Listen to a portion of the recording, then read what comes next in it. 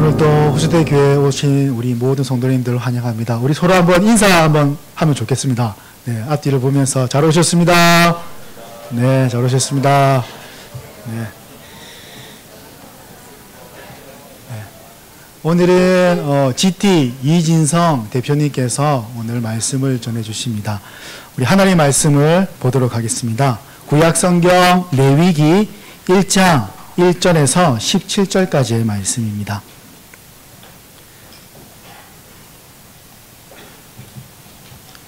구약성경 레위기 1장 1절에서 17절까지의 말씀을 우리 한 절씩 교독하도록 하겠습니다.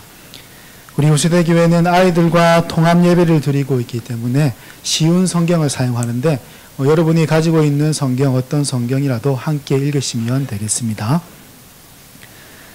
레위기 1장 1절에서 17절까지의 말씀을 우리 한 절씩 교독하겠습니다. 여호와께서 회막 곧 성막에서 모세를 불러 말씀하셨습니다. 이스라엘 백성에게 전하여라. 너희는 여호와께 짐승으로 제물을 바칠 때 소나 양으로 바쳐라. 만약 바치는 번제물이 소라면 흠없는 수컷으로 바쳐라. 그리고 나서 너희는 그 짐승을 회막문으로 가져다가 여호와께서 그 예물을 기쁘게 받으시도록 하여라. 제물을 바치는 사람은 그 짐승의 머리에 손을 얹어라. 그러면 여호와께서 번제물을 받으실 것이다. 그 제물을 바친 사람은 위한 제물이 되어 그 죄를 씻어줄 것이다. 제물을 바치는 사람은 숫송아지를 여호와 앞에서 잡아라. 그런 다음에 제사장은 그 피를 회막 곧 성막 입구에 있는 제단 둘레에 뿌려라. 제물을 바치는 사람은 짐승의 가죽을 벗기고 그 목을 여러 부분으로 잘라라. 제사장은 제단 위에 불을 피우고 그 위에 장작을 올려 놓아라. 제사장은 짐승의 머리와 기름과 자른 부분들을 제단에 피운 장작불 위에 올려 놓아라. 제물을 바치는 사람이 짐승의 내장과 다리를 물로 씻어주면 제사장은 짐승 전체를 제단 위에서 태워 번제로 드려라. 이것은 불로 태워 바치는 화제이며 그 냄새가 여호와를 기쁘시게 한다.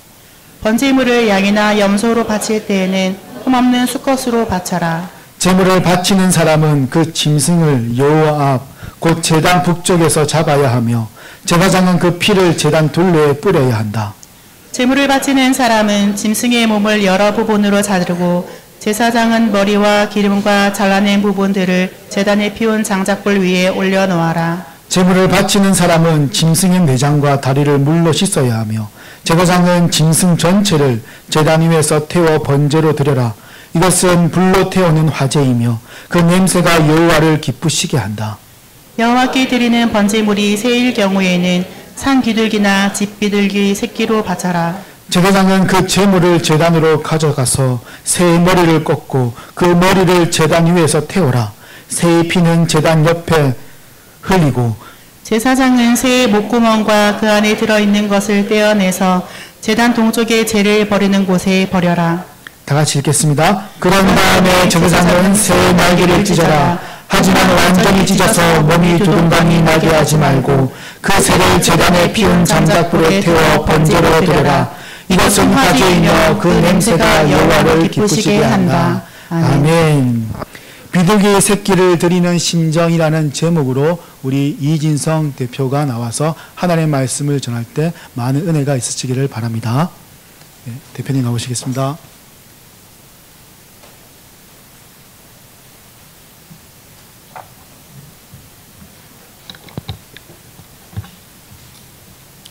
네, 반갑습니다. 네, 저는 GT 대표 이진성입니다.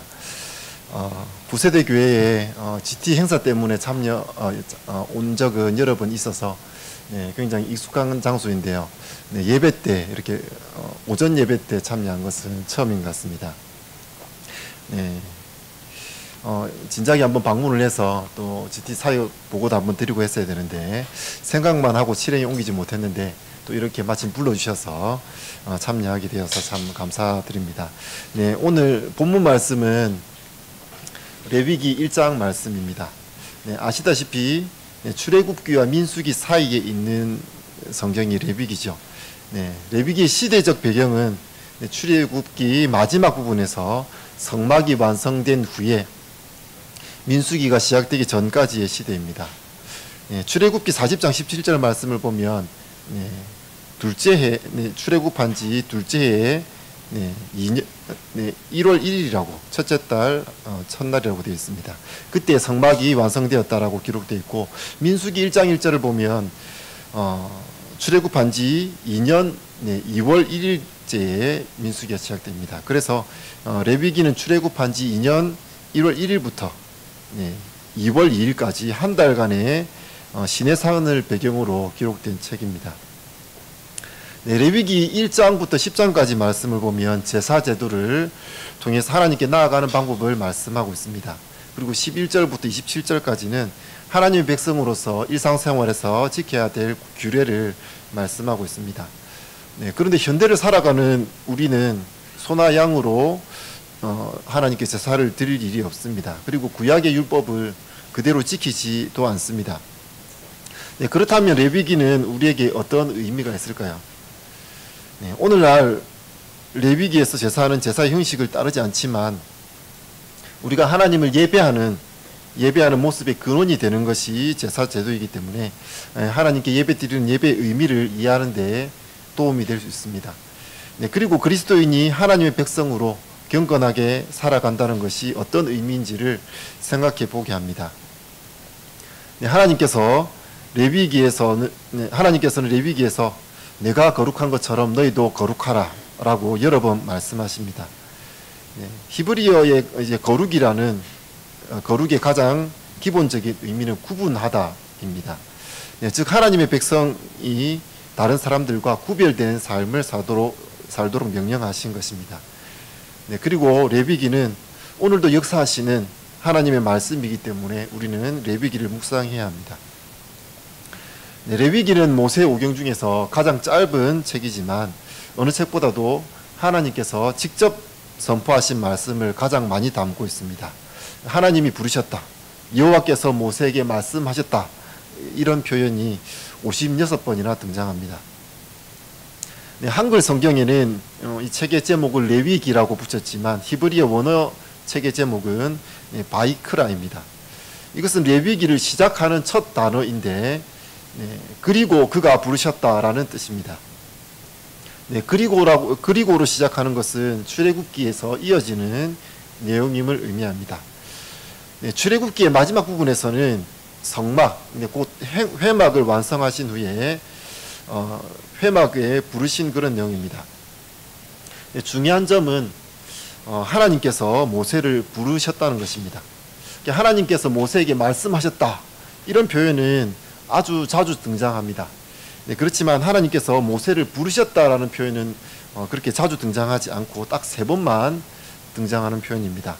출애굽기 3장에서 하나님께서 모세를 부르실 때 타지 않는 떨기나무 불꽃 아래에서 모세를 부르셨죠. 그때 소명을 주셨대 이 부르셨다라는 표현이 한 번 등장합니다. 그때 처음 등장하고, 그 다음에 출애굽 19장에서 백성들을 산 아래 두고 시내산 정상에 올라가서 하나님을 만났죠, 모세가. 그때도 하나님께서 두 번째로 모세를 부르셨다, 이런 표현이 있습니다. 그리고 오늘 세 번째, 오늘 레위기 1장 1절에서 하나님께서 모세를 부르셨다라고 표현하고 있습니다. 모세와 이스라엘 백성은 하나님의 명령에 따라 성막을 지었습니다. 성막은 거룩하신 하나님이 거하신다는 의미로 성막인데, 또 성막의 다른 이름은 회막입니다. 하나님과 만나는 장소라는 의미로 회막이라고 부릅니다. 하나님과의 만남을 위해서 지어진 회막을 완성했습니다. 그렇지만 정작 그곳에는 함부로 들어갈 수가 없는 곳이었습니다. 하나님의 거룩하심 앞에 인간이 나아간다는 것은 죽음을 의미하기 때문입니다. 그 회막에 하나님께서 모세를 부르신 것입니다. 그리고 모세에게 말씀하셨습니다. 이스라엘 자손에게 말하여 이르라, 너희 중에 누구든지 여호와께 예물을 드리려거든, 이렇게 표현되어 있습니다. 모세뿐만 아니라 이스라엘 자손 중에 누구든지 하나님께 나아갈 수 있는 길을 열어주신 것입니다. 예물을 드리려는 자는 원하는 마음이 있다면 누구든지 하나님께 나아갈 수 있습니다. 누구든지 하나님께 나아갈 수 있지만 모두가 하나님 앞에 나아가지는 않을 것입니다. 네, 자원하는 심령을 가진 사람만 하나님께 나아갈 수 있습니다. 네, 하나님께 나아가는 방법으로 5가지 제사 제도를 말씀해 주셨는데, 네, 첫 번째가 번제, 그 다음에 소제, 화목제, 속죄제, 속건제, 이렇게 5가지가 5대 제사입니다. 네, 그 중에서 가장 먼저 말씀하신 제사가 번제이며 오늘 본문의 내용입니다. 네, 번제를 가장 먼저 말씀하신 것은 가장 중요한 제사임을 의미합니다. 네, 출애굽기 29장을 보면 제사장들에게 매일 아침 저녁으로 번제를 드리게 하셨습니다. 네, 제사장은 하루에 2번 매일 번제를 드렸던 것입니다. 그리고 번제는 5대 제사 중에 가장 기본이 되는 제사입니다. 네, 모든 제사를 드릴 때에 번제와 함께 드리게 하셨습니다. 네, 번제를 드린 후에 소제를 드리고 화목제를 드리고, 네, 속죄제나 속건제를 또 드리기도 했습니다. 네, 그리고 속죄는 드린 후에도 또 번제를 드렸습니다. 이처럼 번제가 가장 중요하며 가장 기본이 되는 제사입니다. 번제는 또 하나의 또 특징은, 네, 다른 제사와 달리 짐승의 가죽을 제외한 모두를 태운다라는 것입니다. 네, 다른 제사는 제물의 일부만 태웁니다. 그리고 나머지 부분은 제사장의 몫이 되어서 제사장이 나누어 먹습니다. 네, 화목제의 경우는 제사장뿐만 아니라 일반인도 먹을 수 있습니다. 네, 그런데 번제는 모두 태워드림으로 인해서 하나님께 온전히 드려지는 제사이기에 더욱 특별하고 가장 거룩한 제사입니다. 네, 번제에 사용되는 예물은 가축 중에 소나 양을 드리도록 하셨습니다.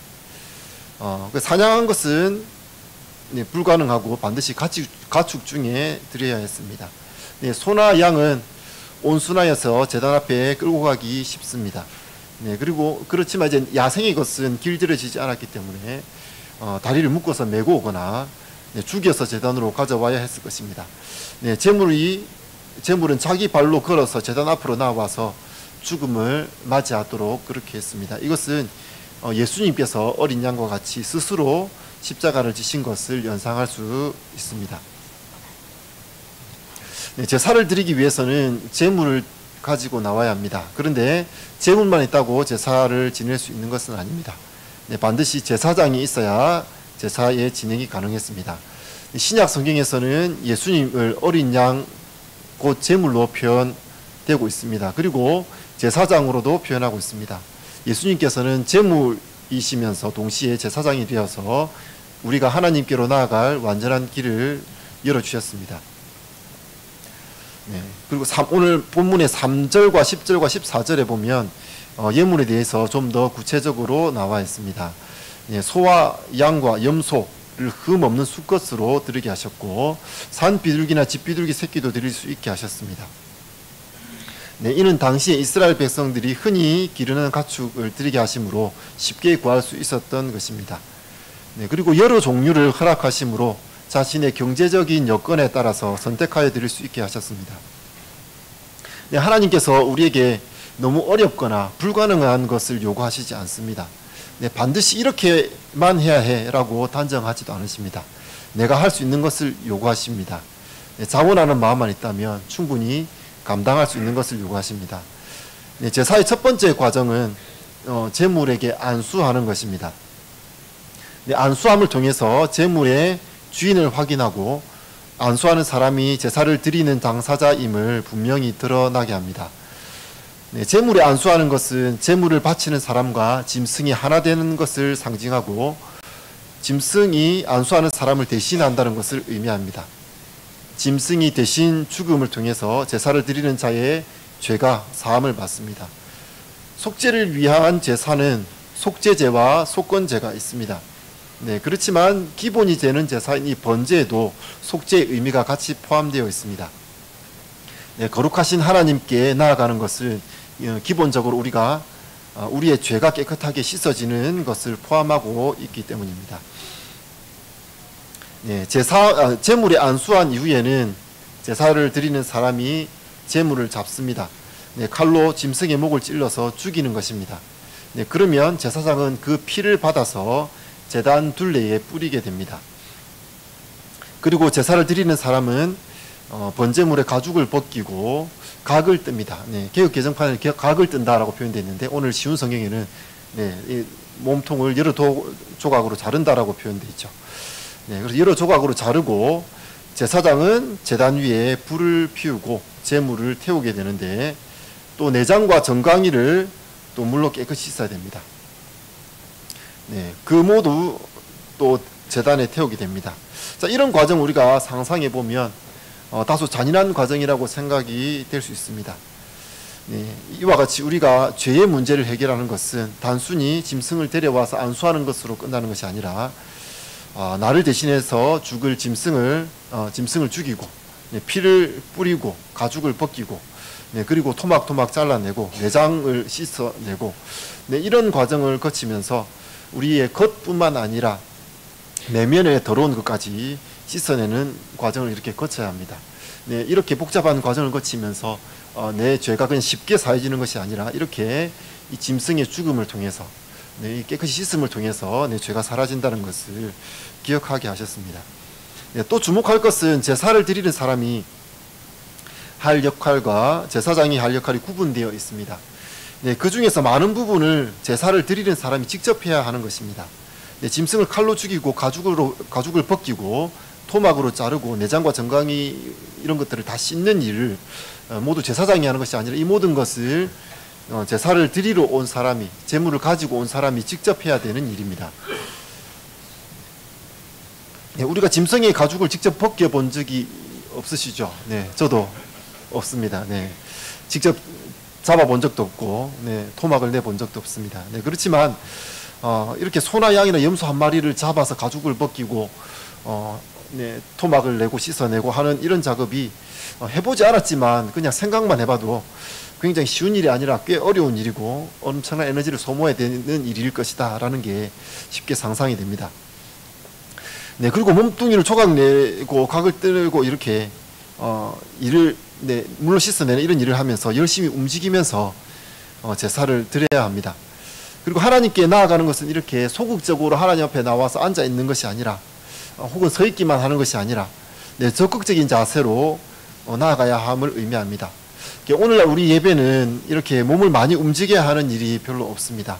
오늘 찬양팀은 앞으로 나왔다가 들어갔다가 네, 서서도 있다가 뭐 드럼도 치면 막 몸을 움직여야 하지만 우리 대부분은 네, 가만히 앉아서 네, 있습니다. 그리고 움직이는 사람도 뭐 그렇게 짐승을 잡는 것에 비하면 크게 움직임이 없죠. 네. 그러나 우리가 하나님 말씀을 들을 때 이렇게 은혜를 사모함으로 적극적으로 네, 사모한 마음으로 적극적으로 받아들여야 될 것입니다. 네, 그리고 또한 매일 말씀을 묵상하고 기도하는 등 적극적으로 하나님께 교제하는 일에 힘써야 할 것입니다. 네, 지금까지 소의 번제에 관한 내용을 중심으로 살펴보았는데요. 네, 양이나 염소를 번제로 드릴 때에도 소의 경우와 거의 같은 형태로 진행됩니다. 이스라엘 사람들은 이 짐승들 중에서 양을 가장 많이 제물로 사용했다고 합니다.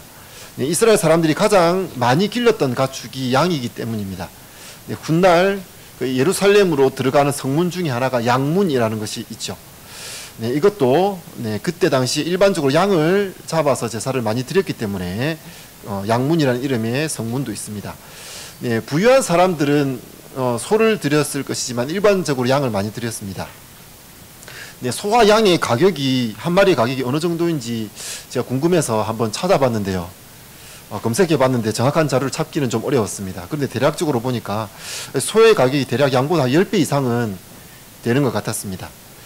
네, 그 번제를 드리기 위해 보통은 양을 데려오지만 소를 데려오는 사람은 아마도 좀 부유한 사람이었을 것이고 다른 사람들 양을 끌고 가는데 자신만 소를 이렇게 탁 끌고 가면 주변 사람들이 보기에 저 사람 소를 끌고 가는구나. 네, 이렇게 하면서 좀 주목을 받지 않았을까 이런 상상이 들기도 합니다. 네, 근데 14절부터 나오는 내용을 보면 비둘기 새끼로 예물을 드리는 경우를 설명하고 있습니다. 네, 비둘기는 가장 가격이 싼 제물이죠. 네, 그런데 본문에서는 그냥 비둘기가 아니라 비둘기 새끼라고 적혀 있습니다. 네, 비둘기라 하더라도 가격이 싸고 크기도 작은데 네, 비둘기 새끼를 드리라고 하고 있습니다. 비둘기 새끼는 한 20마리 이렇게 보태도 양 한 마리의 가치에 미치지 못할 것 같습니다. 네, 새끼 한 마리를 가지고 제사장 앞에 나온 사람은 어떤 마음으로 나와왔을까요?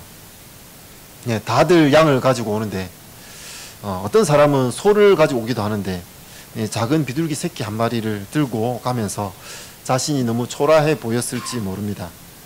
제사를 진행하는 과정에서도 과정을 보면 비둘기를 가져온 사람이 하는 역할은 별로 없어 보입니다. 소나 양을 가지고 왔을 때는 안수를 하고 가죽을 벗기고 통을 자르고 내장을 씻어내고 이렇게 복잡한 과정을 거치고 하는데 비둘기는 잡고 태우고 이런 과정들이 없이 모든 과정을 제사장이 다 하고 있습니다. 아마도 크기가 너무 작아서 이렇게 진행할 수밖에 없었던 것 같습니다. 양을 가지고 온 사람은 가죽을 벗기고 각을 뜨고 하느라고 막 분주하고 있는 동안에 비둘기 새끼를 가지고 온 사람은 제사장 앞에 가서 비둘기를 건네고 나면 사실상 할 일이 끝납니다. 그리고 제단 위에 올려서 태워서 타는 것도 순식간에 끝나버립니다. 비둘기 제사의 경우에는 약식 제사인 것처럼 보입니다. 뭔가 부족한 제사인 것 같죠. 그런데 놀라운 것은 이런 비둘기의 제사도 하나님께서 기쁘게 받으신다는 사실입니다. 9절에서 소의 번제에 대해서 이는 화제라 여호와께 향기로운 냄새니라 이라고 말씀하고 있습니다. 13절에서 양과 염소의 번제에서도 이는 화제라 여호와께 향기로운 냄새니라 이렇게 똑같이 표현하고 있습니다. 그리고 17절에서 비둘기 제사에 대해서도 이는 화제라 여호와께 향기로운 냄새니라 라고 모두 똑같이 말씀하고 계십니다. 얼마나 큰 은혜인지 모릅니다. 하나님을 기쁘시게 하는 것은 값비싼 소의 예물도 아니고 열정적인 노력도 아니고 하나님께 나아가고자 하는 우리의 중심인 것입니다. 하나님께서는 죄로 인해 도저히 하나님께로 나아갈 수 없는 우리를 먼저 부르셨습니다. 하나님께로 나아가는 길은 대단히 어렵거나 불가능한 길이 아닙니다. 치열한 경쟁에서 이긴 소수만이 누릴 수 있는 것도 아닙니다. 누구든지 자원함으로 나갈 수 있습니다. 제사장들이 날마다 번제를 통해 하나님께 나아갔던 것처럼 우리도 날마다 하나님의 말씀을 묵상하며 기도함으로 하나님과 친밀함을 누리는 삶을 살 수 있습니다. 그리고 번제의 제물을 남김없이 온전히 태우듯이 우리의 삶이 하나님 앞에 온전히 드려져야 하겠습니다. 세상 사람들이 추구하는 것에 우리의 마음을 빼앗기지 맙시다. 하나님을 만나러 갈 때 제물을 가지고 온 사람이 직접 제물을 잡고 가죽을 벗기고 토막을 내고 내장과 정강이를 씻듯이 우리도 하나님 앞에 적극적으로 움직여야 하겠습니다. 하나님께서 우리에게 요구하시는 것은 불가능한 것이 아닙니다. 너무 어려운 것도 요구하시지 않습니다. 내가 할 수 있는 것, 가능한 것을 요구하십니다. 다들 양을 제물로 바친다고 해서 꼭 양을 제물로 가져와야 하는 것도 아닙니다. 비둘기 새끼 한 마리라 할지라도 그것을 들고 하나님을 만나려는 간절한 마음, 그 중심을 보시고 하나님께서 기쁘게 받으실 것입니다.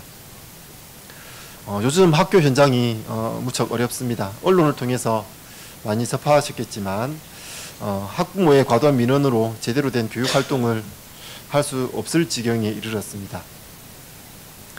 교육을 위한 정당한 지도마저도 정서적 아동학대로 신고당하며 고통당하는 현실로 인해서 교사들은 학생 지도를 점점 소극적으로 대하고 수동적으로 변화가고 있습니다. 이러한 어려움 속에서도 기독교사의 삶을 살아가는 이들이 있습니다. 힘들어하는 동료 교사들을 품고 위로하며 가정에서 제대로 돌봄을 받지 못하고 있는 그런 사랑이 필요한 아이들에게 사랑으로 감싸고 말씀으로 양육하는 교사들이 있습니다. 바로 GT 교사들입니다. 그렇다고 GT 선생님들이 예수님처럼 모든 고난을 다 극복하고 참된 사랑을 실천하면서 능력을 발휘하고 살아가고 있는 것은 아닙니다. 저희도 연약합니다. 네, 어떤 선생님은 정말 대단하게 많은 아이들에게 복음을 전하고 네, 주님 앞으로 인도하는 그런 선생님도 있습니다. 네, 그런데 어떤 선생님은 학교 현장에서 하루하루를 버텨내기도 힘든 그런 상황에서 그 속에서도 기독교사의 사명을 고민하면서 믿음의 걸음을 걸어나가는 이도 있습니다. 마치 비둘기 새끼 한 마리를 들고 주님 앞에 나아가는 사람처럼 말입니다. 네, 이렇게 어려운 환경 속에서도 우리가 기독교사의 길을 갈 수 있는 것은 믿음의 공동체가 있기 때문입니다. 양육모임과 지역모임을 통해서 서로의 어려움을 나누고 서로를 위로하며 힘을 주고 기도하는 공동체가 GT입니다. 네, 그리고 우리 GT에는 우리를 든든하게 받쳐주고 후원해주고 동력하는 후세대 교회가 있습니다. 네, 후세대 교회가 있기에 GT가 더 힘있게 사역을 감당할 수 있습니다. 네, 매년 여름 방학과 겨울 방학 때마다 진행하는 교사 수련회와 교사 수련회와 그리고 초등 디모데 캠프, 중등 디모데 캠프가 이렇게 후세대 교회에서 진행되고 있습니다. 수련회에